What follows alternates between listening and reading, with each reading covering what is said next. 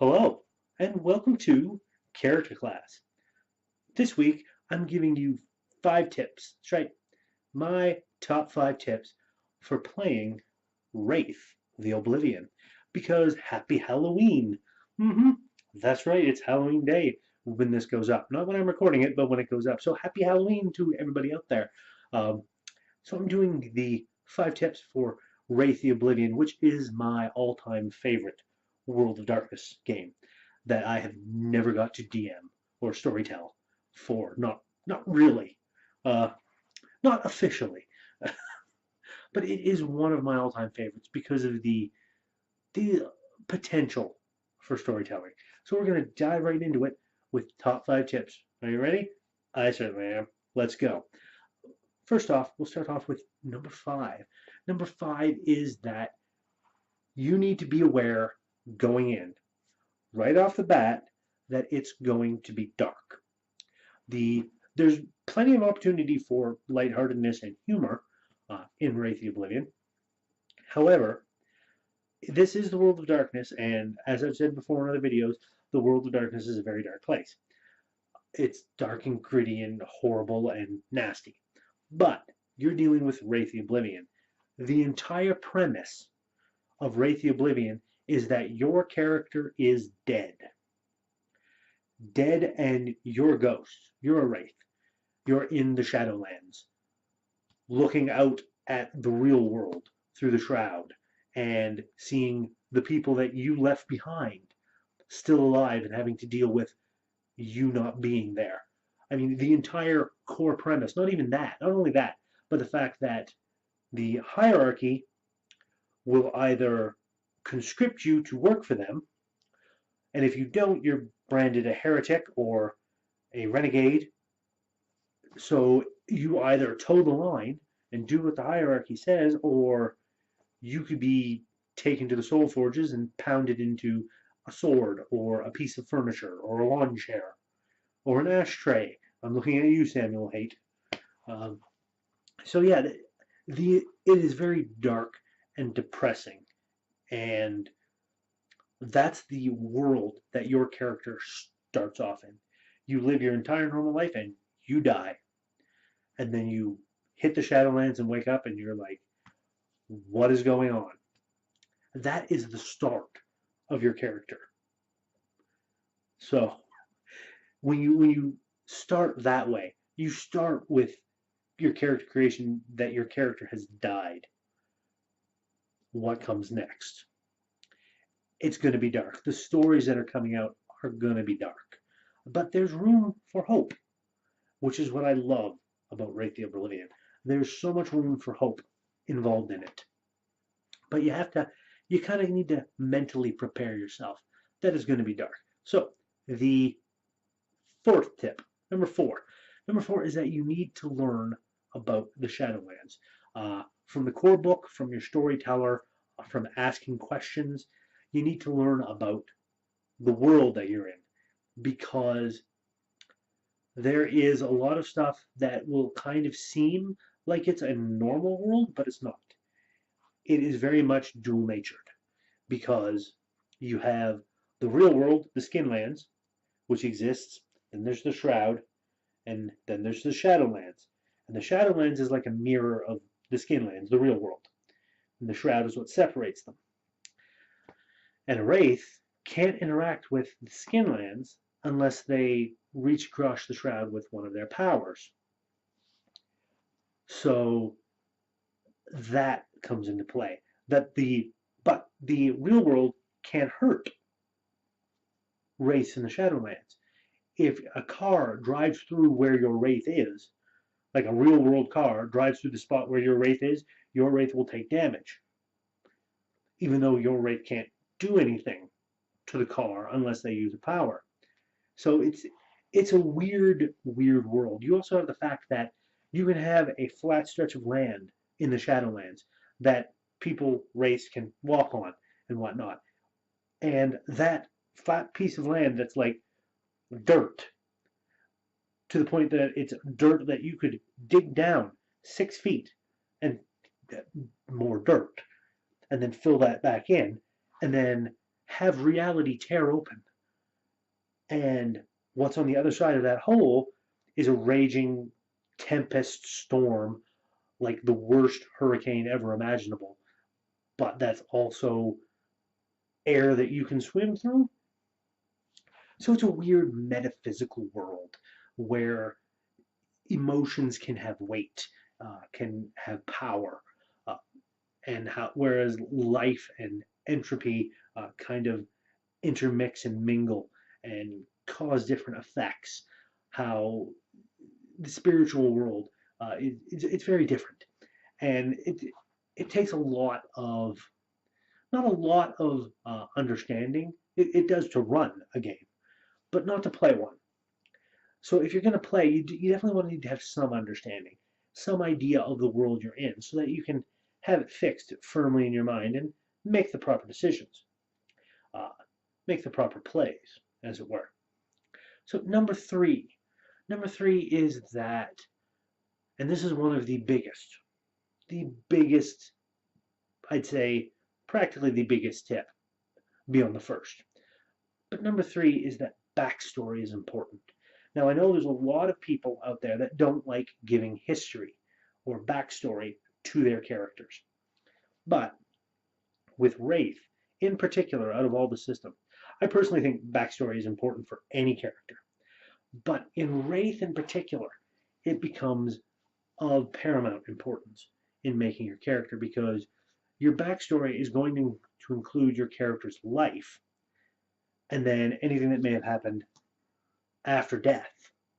So you've got an entire lifetime that you need to create for this person that has informed who they were when they died.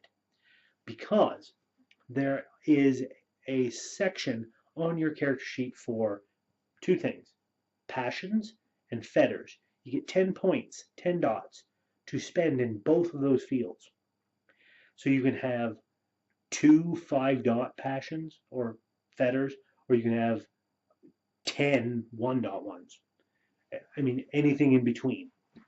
So you've got all these dots that you need to spend there. Your passions are your regrets, things that you desire, that you want to do, that you may never have gotten a chance to do in life, or things that you may want to do because of the circumstances of your death. Usually a pretty common passion is getting revenge on the person that killed you if you've been murdered, or protecting your loved ones. Uh, these are just a couple of very simple examples of passions. Fetters are people, places, or things that your wraith has spiritual investitude in, that tie you to the living world still. And they can be, like I said, anything: people, places, things. Um, Very rarely it can be something intangible, like an idea that your character created. Um, it's possible. Not saying it's likely, but it's possible. So you've got these things that are tying you to the mortal world and driving your wraith forward. And if you've got no backstory, no history to your character created, then there's not really a lot that um, there's not a lot for you to draw off of. But if you've got a couple of pages written down of your character's life up to their death, you've got all that life to work with, and you can look at it and go, well, there's something that could be a passion, or there's something that could be a fetter, and you can work it in like that. That's why it's so important to have a good backstory for a wraith in particular, for any character, but for a wraith in particular, to help you with those passions and those fetters. Now, the next one, now this is important. Um, this is more towards starting players in Wraith who've never played before than people that have played Wraith and kind of know what they're doing. But tip number two is to be normal. What I mean by that is, in concept, there's always a drive when you're making characters to have, like, I want to make a badass army guy who's like, can kick ass and fight really good, or I want to make this person that was like the top of their field, etc., etc., etc. There's always a drive to do that. There's always a drive to make your character a special snowflake. And I want you to resist that if you're new players to Wraith. I want you to resist that. And the reason being is I want you to focus on something that they hint at a bit in Hunter the Reckoning when they're talking about making a character, but making them a normal person. And that's kind of what I want to explain to you here. That for Wraith, it's really a good idea to take somebody normal, somebody with a normal life, normal everyday things. You can like spice them up and do things with them and make them your own special character. Absolutely. But never lose sight of that normalness. You want to keep that focus on that so that you got somebody that's completely normal, has a normal life, dies, and all of a sudden they're in this weird other world afterlife, and you've got the incredible potential of a normal person having to face that now. And what are they going to do? You don't know. So that's what you really should focus on. You can get so much more out of a character like that. And the storyteller can have so much to work with a normal character like that, that has connections and people that they care about still living that they want to protect, or still have normal values and morals that they want to uphold even though they're dead. I mean, there's just so much in that that you can give to your storyteller and he can go to town with, or she. Now, the first tip, number one, numero uno, the first one is the biggest, and it's the one that I can, like, from the very first time I read Wraith and I found out about this, I knew that this was a mechanic that there would be a lot of players that wouldn't like it, because you're going to be doing double duty playing a game of Wraith. Now, what that means is you're not only going to be playing your character, the Wraith that you create. You're not only doing that, you are also going to be creating and playing the shadow of one of the other players. The shadow is a Wraith's dark side that kind of gets its own sentience when the Wraith dies and hits the skin, or hits the shadow limits. And that shadow has only one goal: to destroy the Wraith. That's it. Their goal is to tear down anything the Wraith tries to build, to undermine the Wraith's beliefs and morals and cores, to corrupt them, to drive them to oblivion and destroy them utterly. That is the Shadow's sole purpose. And you're going to be having to do that to one of your fellow players. And one of your fellow players is going to have to do that to you. And this is something that really needs a very mature group of players in order to play, because there's a tendency in any games for there to be competitiveness to crop up. And when you've got one player doing something that is negatively impacting another player, animosity is going to build up. So you need to keep that in mind when you're going to be playing Wraith, that you'll be doing this double duty, and that it's not that they're trying to ruin your fun. It's part of the job. And a good storyteller will have to kind of keep that going. Unless you can get a storyteller that wants to play all of the shadows, pardon me, for everybody, which is very rare, but it can happen. But if you follow the book, it's going to be another player.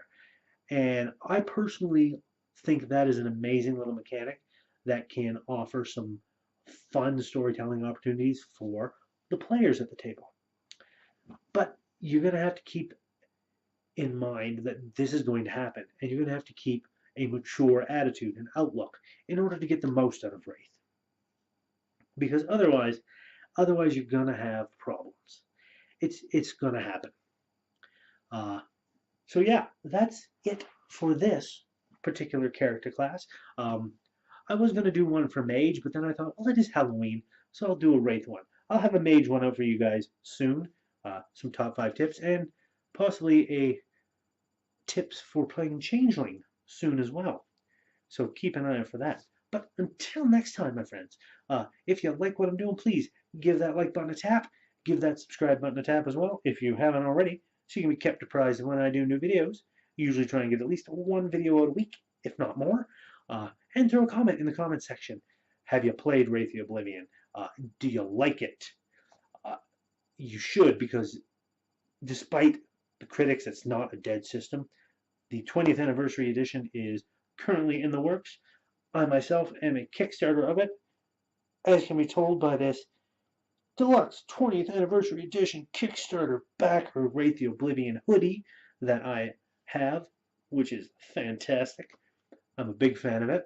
So yeah, that's coming out. I believe it's coming out sometime next year, possibly in November. I'm looking forward to the big meaty 20th anniversary Book of Wraith. Oh, cannot wait for it. So yes, do all that. Throw those comments in that comment section. And until next time, my friends, you all take care, and I'll see you next time.